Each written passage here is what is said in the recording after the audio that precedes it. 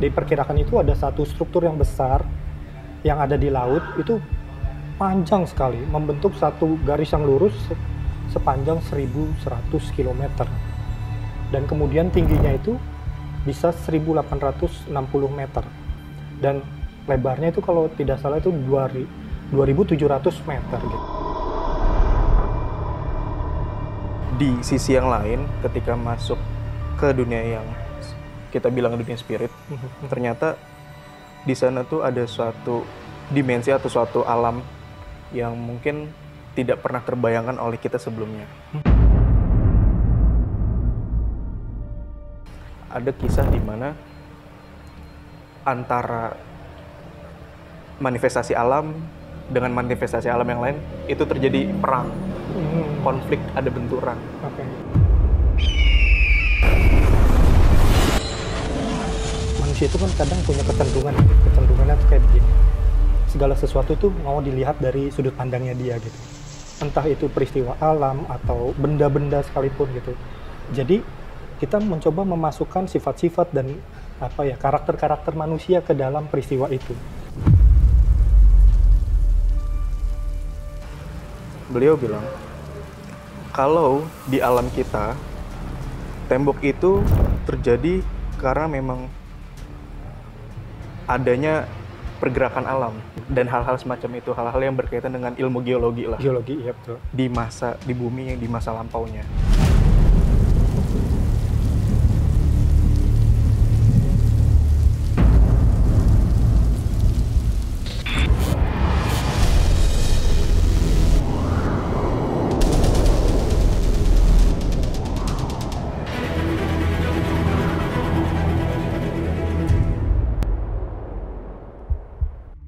Assalamualaikum warahmatullahi wabarakatuh. Waalaikumsalam. Kembali lagi bersama kami di Time Travel. Rahayu dan salam sejahtera untuk kita semua. Nah, gimana kabarnya, Lip? Alhamdulillah baik. Mas Sultan gimana kabarnya? Kabar baik. Alhamdulillah. Semoga semua sobat Time Travel dan siapapun kalian yang nonton selalu diberikan kesehatan dan kelancaran dalam menjalani aktivitasnya oleh Yang Maha Kuasa. Amin, amin, amin. Nah, baju baru nih kayaknya. Iya dong. Oke. Bagus ya? Iya pastinya. Oke, Sobat Time Travel, masih di obrolan santai ya. Kita sekarang masih ada di, mungkin kawasan Limo ya kali ya, gitu ya. Kawasan Limo, kita ada di satu cafe yang namanya Coffee Light. Di kawasan Limo, Cinere. Oke. Nah, Liv, kemarin kan tuh 2 episode terakhir lah paling tidak, kita kan temanya kan masih tema air ya gitu kan. Nah, masih di kedalaman tentang lautan gitu. Ternyata tuh di perairan utara, di salah satu pulau terbesar yang ada di dunia, tapi ada di Nusantara nih, di bagian paling timur. Nah, ternyata masih menyimpan misteri yang menakjubkan gitu. Nah, mungkin Sobat Time Travel atau Alif juga pernah tahu nih bahwa dulu pernah viral tuh ada satu struktur yang besar.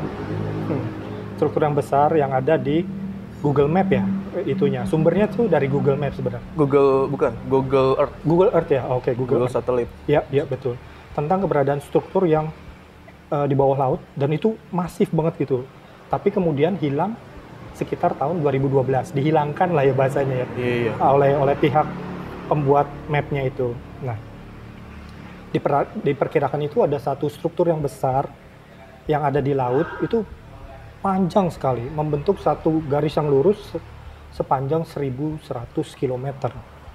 Dan kemudian tingginya itu bisa 1.860 meter.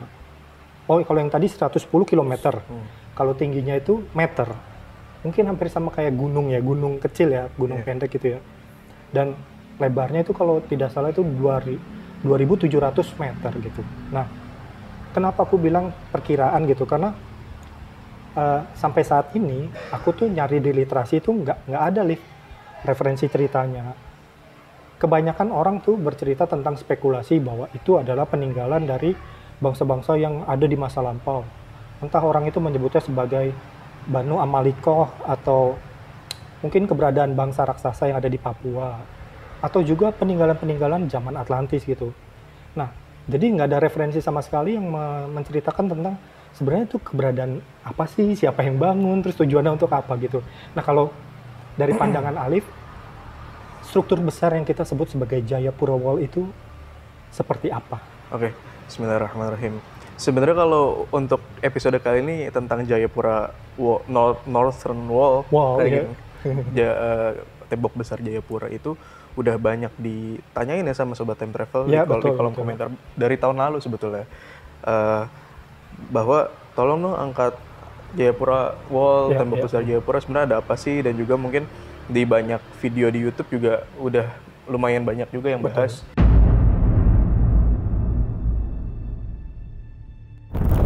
Ketika saya diizinkan oleh Maha Kuasa untuk melihat di wilayah sana, di alam kitanya memang itu berada di kedalaman ribuan meter lah ya, dan Ya, itu ya. memang sebetulnya ada, dan itu berada di laut dalam.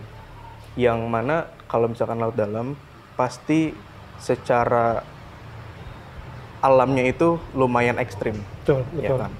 Nah, sepanjang saya melihat di alam kita ya sudah itu berada di perairan di bawah laut.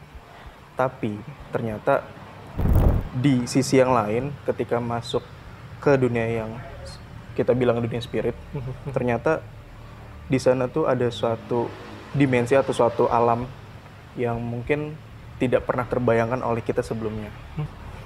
Ketika saya diizinkan oleh Maha Kuasa untuk melihat lebih detail lagi, lebih jauh lagi di dunia yang kita sebut sebagai dunia spiritnya, dimensi lainnya, ternyata pertama kali yang saya lihat itu adalah suatu landscape yang sangat luas, hamparan yang sangat luas, di mana di depan saya itu yang jaraknya sebenarnya lumayan jauh, tapi karena di sana ada satu struktur yang sangat besar, tinggi dan panjang, jadinya berasa dekat.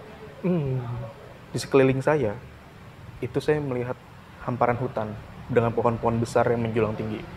Nah, yang tadi saya bilang di depan sana itu yang sebetulnya jauh, jarak cukup jauh lah gitu, tapi karena tinggi jadi berasanya dekat. Kalau saya perhatiin itu bentuk tembok atau mungkin benteng, ujung kanan, ujung kiri dari si tembok itu nggak kelihatan ujungnya. Oh, oke. Ngelihat ke kanan ke kiri itu nggak kelihatan ujungnya. Oke. Bahkan kalau ngelihat ke atasnya, karena saking tingginya, udah di ketinggian tertentu itu udah ketutup awan, ketutup kabut lah gitu. Jadi pengibaratannya kayak kita lagi ngeliat ke suatu gunung yang besar. Kan di ketinggian sekian itu udah ada kabut kayak Iya, gitu. betul. Nah, saya nggak tahu itu apa gitu kan.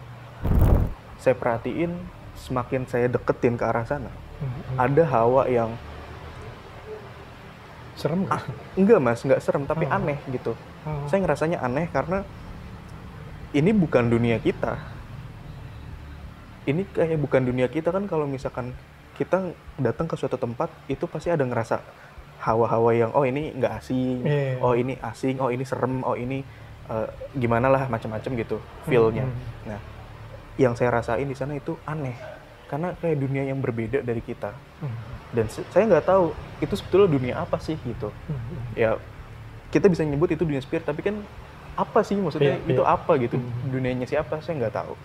Nggak ada manusia. Nah, terus uniknya gini, karena tadi Mas Anton nanya gitu, pas saya lagi keliling-keliling ngeliatin, karena celingap, berjalan-jalanan seputaran situ aja, seputaran yang antara pohon-pohon itu, terus ngeliat ke struktur tembok tinggi itu, nggak ada siapa-siapa. Cuman ketika saya lagi lihat ke angkasa, itu kan ketutup awan gitu ya mas ya, ketutup kabut di ketinggian tertentu, karena kan depannya itu udah tinggi banget si struktur itu. Ternyata kalau saya perhatiin, itu ada kalanya dalam beberapa kali waktu itu lewat, awalnya saya pikir itu burung mas.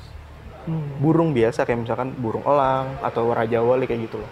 Karena memang besar. Besar, oke. Sayapnya panjang, bodinya besar gitu kan, badannya besar. Terbangnya juga pelan, nggak yang cepet set gitu. Nah, kadang-kadang manuver di atas, di ketinggian itu. Tapi ketika saya perhatiin lagi, loh, itu kok kayak orang ya? Jadi kayak orang yang ada sayapnya. Bisa terbang ya? Iya, Iya. kayak orang tapi ada sayapnya. Dan itu jelas. Itu punya pakaian, itu ada bentuk tangannya, bentuk kakinya, bentuk kepalanya, Mhm. terus kalau diperhatiin lebih detail lagi, diamatin gitu, sayapnya kelihatan, pokoknya itu orang tapi punya sayap Oke, oke. gitu, dan besar. Dari jarak saya di tanah aja ke atas itu besar. Saya ngebayangin, apalagi kalau memang si orang yang bersayap itu turun di depan saya, itu pasti nggak tahu besarnya segimana. Saya nggak bisa ngukur lah Oke, oke. gitu. Nah, sepanjang saya di tempat itu, saya tuh nggak kemana-mana. Saya cuma di sekitar situ aja. Karena saya ngerasa asing. Saya nggak tahu mau nanya siapa awalnya. Yang saya ngelihat cuman landscape hutan itu, terus si tembok besar itu, yang semakin dilihat tuh semakin bikin deg-degan, tapi bukan rasa takut, justru rasa kagum, dan seakan-akan kita sebagai manusia tuh ngerasa bukan siapa-siapa gitu loh, Mas. Iya, oke. Karena logika saya pada saat itu mikir, kalau misalkan manusia bikin tuh kayaknya nggak mungkin deh, gitu. Karena saking besar, panjang, dan tinggi itu, dengan struktur batu-batuan alam yang memang terbentuk di sana, tapi juga alami, tapi juga kayak bukan alami gitu. Karena tadi saya bilang ada beberapa part-part itu. Oke, nih Alif. Tadi kan Alif begitu cerita, Alif langsung diperlihatkan bentangan alam yang Alif tadi udah ceritakan gitu kan. Tapi kan sebenarnya juga orang-orang tuh penasaran nih, bagaimana itu bisa terbentuk dan siapa yang bikin gitu. Apakah memang bangsa yang tadi Alif lihat sebagai satu makhluk yang terbang, yang punya sayap besar, apa segala macam itu yang bikin gitu. Gini, oke. Kemudian sebetulnya saya mau cerita perjalanan sebelumnya sebelum saya pergi ke tempat itu. Karena kan ketika lagi diperjalankan secara spirit, saya terus mohon untuk diberikan informasi banyak hal. Dan alhamdulillahnya entah bagaimana ada salah satu tokoh leluhur yang beliau menceritakan banyak informasi, termasuk informasi dari yang lagi kita angkat sekarang, yaitu tembok yang ada di Jayapura itu. Beliau cerita banyak hal, sampai beliau cerita ketika gini, ada di titik dimana tembok itu, kalau saya bisa terjemahin, karena ini sebetulnya sulit untuk diceritain Sobat Time Travel. Sulit, Mas. Sulit ya? Sulit. Iya. Tapi mudah-mudahan bisa ya. Beliau bilang, kalau di alam kita, tembok itu terjadi karena memang adanya pergerakan alam. Mungkin kita bilang ada tumbukan lempeng, dan hal-hal semacam itu, hal-hal yang berkaitan dengan ilmu geologi lah. Geologi, iya betul. Di bumi yang di masa lampaunya. Jauh sekali, beliau cerita. Sangat jauh, bahkan sampai mungkin pada saat itu manusia belum ada. Oke. Gitu. Kemudian beliau cerita bahwa kalau kamu lihat, itu bukan alam manusia. Jadi ada dua sisi. Ada alam real, bumi, yang beliau sebut sebagai itu ada semacam ya ilmu geologinya itu, entah tumbukan lempeng, tumbukan tanah yang akhirnya mengakibatkan ada satu struktur yang besar dan tinggi. Tapi ada satu sisi yang lain di mana beliau bilang itu sebetulnya alam spirit. Karena alam yang Tuhan ciptakan, semua itu punya wujud manifestasinya. Betul.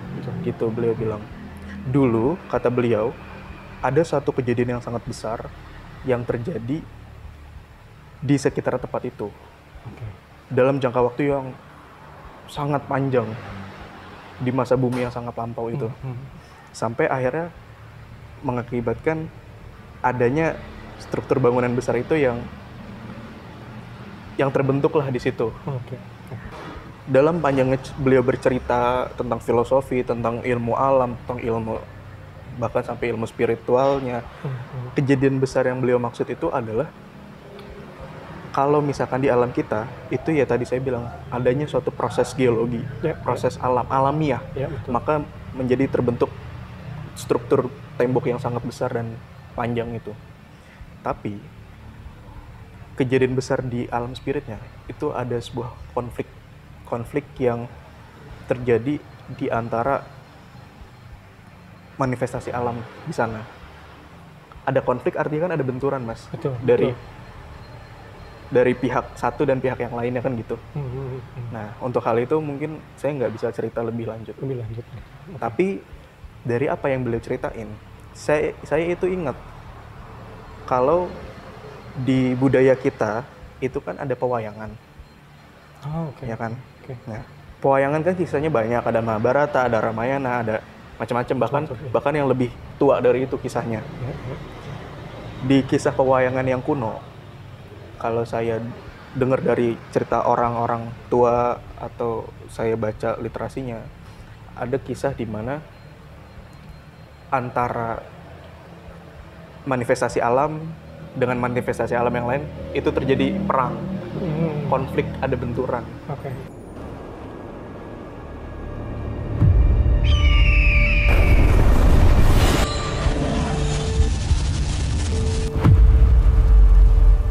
Itu sebenarnya kayak, mungkin bahasaku ya, itu kayak perang antar dewa gitu. Sebetulnya beliau banyak bercerita tentang apa yang lagi kita bahas, tentang Jayapura Wall itu. Tapi lagi-lagi saya punya keterbatasan yang saya pengen cerita, tapi betul-betul sulit. Karena dimaknainya aja sulit, apalagi disampaikan. Tapi intinya, apa yang beliau sampaikan, tembok besar itu ada karena adanya suatu kejadian besar di masa yang sangat jauh. Gitu. Nah, aku kan sempat membaca ada beberapa pendapat lah ya. Ada yang satu yang mengatakan bahwa pendapatnya bahwa memang gitu, kalau struktur yang secara besaran itu masif sekali, itu kan nggak mungkin dibuat oleh tangan-tangan manusia lah katakan. Tapi merupakan kekuatan alam yang dahsyat itu sendiri gitu. Tapi kan sekali lagi kan masih bisa diperdebatkan. Ada perdebatan di antara orang-orang ini bahwa misalnya gini, kalau memang itu bentukan alam gitu kan, itu kan pasti kan terbentuknya kelihatannya apa adanya lah ya gitu. Tapi ini kan jadi kayak satu struktur yang ada kayak terekayasa karena kelihatannya lurus, sejajar, dan kemudian ini ya rapi ya, teratur gitu kan. Makanya dari dua itu aku jadi berpikir, tadi Alif juga cerita bahwa ini ada di dimensi lain, tapi tetap ada manifestasinya di dunia kita juga gitu. Ini kan gimana ya caranya menggabungkan keduanya ini gitu ya. Jadi sebetulnya kalau misalkan Mas Anton cerita kayak gitu, saya kan juga baca-baca literasi ya Mas. Betul. Dan ketika dengar dari cerita tokoh leluhur tersebut, terus saya menyimpulkan gini, ternyata apa yang selama ini orang perdebatkan itu benar Mas. Jadi dua sisi itu benar. Sama-sama benar. Cuman bedanya karena mereka berdirinya di mana, di POV-nya siapa nih, satu yang secara ilmu alamnya, yang satu secara ilmu yang lainnya kan gitu. Karena benturan itu karena mungkin mereka nggak punya gambaran, nggak ada referensinya. Memang nggak ada referensi. Karena kejadian itu sudah sangat, ya kita nggak bisa, bahkan logika kita tuh nggak nyampe Mas ke sana. Makanya di episode sebelumnya kita menyajikan ada episode tentang Hawaii, backgroundnya Hawaii. Tapi di situ kita cerita tentang suatu manifestasi alam ya memang sudah begitu adanya yang Maha Kuasa ciptakan. Nah, di situ bisa menjadi suatu pijakan ketika kita lagi bahas ini. Karena di episode kali ini kita bahas juga tentang manifestasi alam itu. Tadi karena perdebatan itu, sebetulnya dua-duanya benar. Ya agak tricky ya, jadi benar-benar ini ya. Makanya agak sulit memahaminya juga ya. Makanya logika kita di zaman sekarang, bahkan saya sendiri yang cerita itu ada kalanya nggak nyampe. Tapi apa yang diperlihatkan oleh Yang Maha Kuasa melalui beliau sang tokoh leluhur itu begitu adanya di zaman yang sangat jauh. Gitu. Nah, terus gini, maaf ya Mas, saya lanjutin. Ketika beliau lagi cerita menjelaskan hal-hal yang terjadi di masa lampau sebelum tembok besar itu ada, sebetulnya karena salah satu faktor penyebab adanya kejadian besar itu ada hubungannya dengan, mungkin saya nyebutnya sebagai satu energi besar yang letaknya itu berada di utara lokasi tembok tersebut. Lebih ke utara lagi? Lebih ke utara lagi. Kalau misalkan di alam kitanya, mungkin itu bisa disebut sebagai kantong magma. Dan itu kalau misalkan saya lihat, itu jauh lebih besar dari yang ada di gunung-gunung berapi di bumi. Dan itu merupakan satu, saya nyebutnya ya kantong energi yang sangat besar. Apalagi di masa dulunya.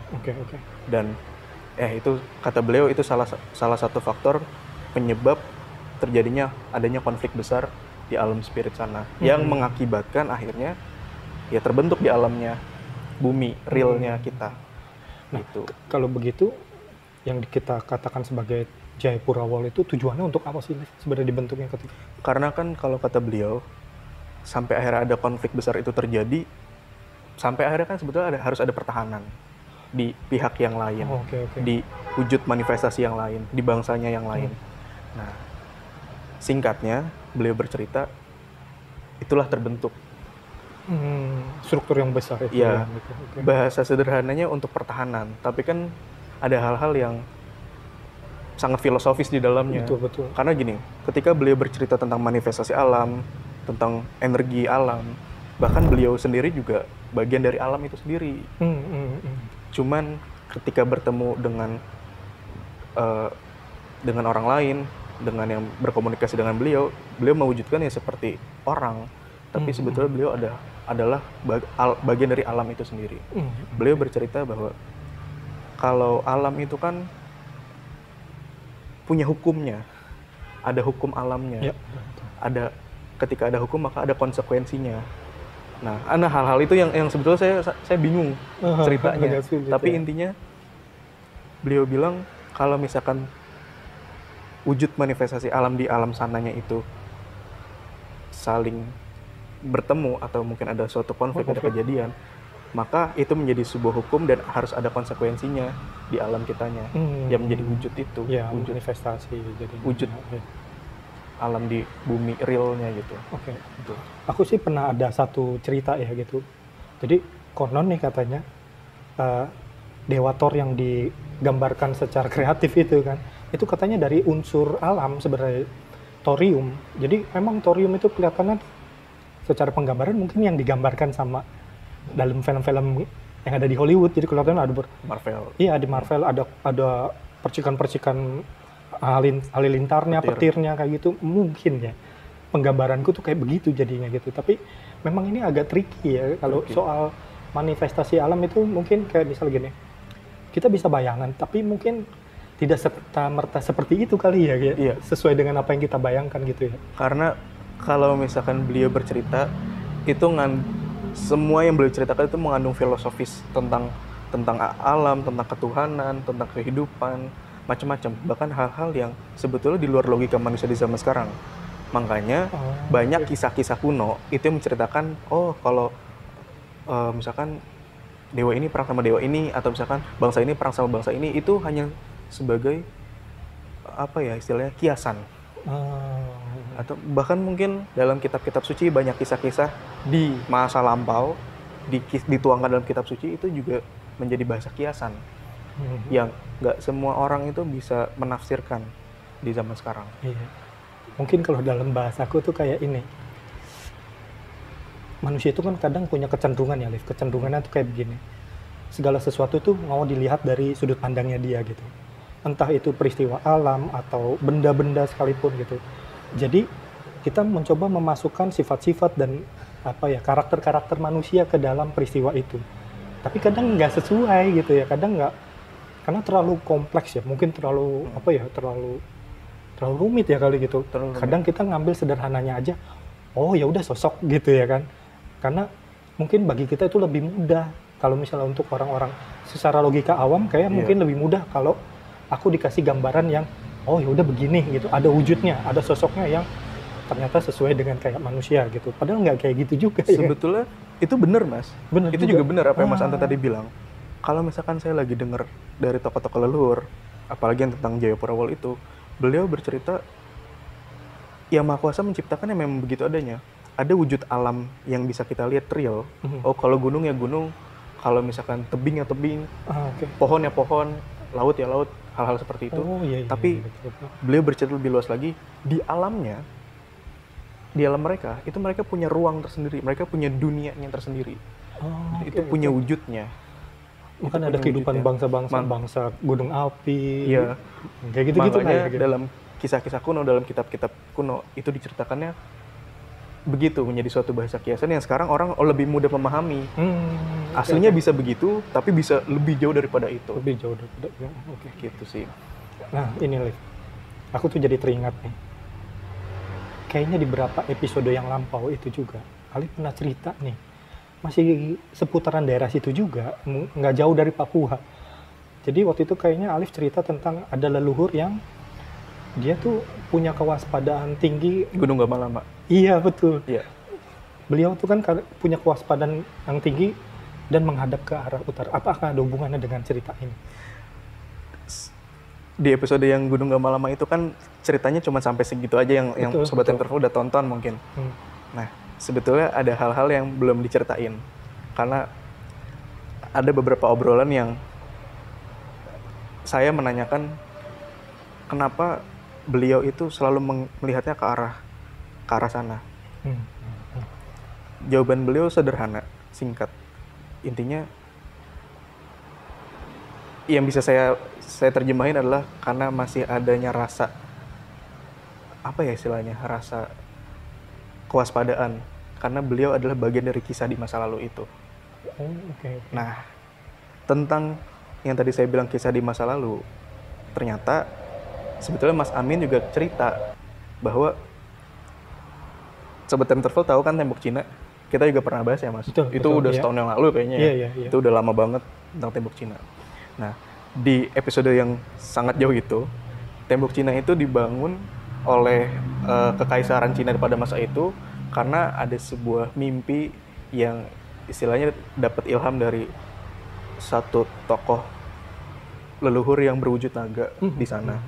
Jadi Tembok Cina itu sekarang menjadi perlambangan badannya naga, makanya kepalanya di air sampai ke laut kan. Nah, Mas Amin cerita kalau sosok naga yang menjadi inspirasi, menjadi ilham dari tembok besar Cina itu dulu adalah bagian dari kisah masa lalu yang terjadi di wilayah sekitaran tembok Cina. Bukan tembok besar Jayapura. Oh, malah ada kaitannya juga. Ada kaitannya. Padahal jauh ya gitu ya, tapi ada. Mas Amin sih ceritanya gitu. Oke. Tapi kan itu kisahnya Mas Amin. Betul. Sebenarnya enakan Mas Amin cerita. Ya, tapi mudah-mudahan di episode yang mendatang kita bisa bahas ini lebih dalam lagi. Terus ada Mas Amin ya. Nah, terkait pembahasan lebih mendalam nih. Apa yang Alif ceritakan ini, bisa nggak sih sebenarnya ada orang yang juga punya kemampuan spirit juga bisa melihat? Sebetulnya insya Allah bisa. Apalagi orang-orang yang tinggalnya di wilayah timur, Mas. Saudara-saudara teman-teman semua yang terutama yang di Papua atau mungkin Maluku dan sekitarnya lah, Papua dan sekitarnya. Kalau kalian nonton ini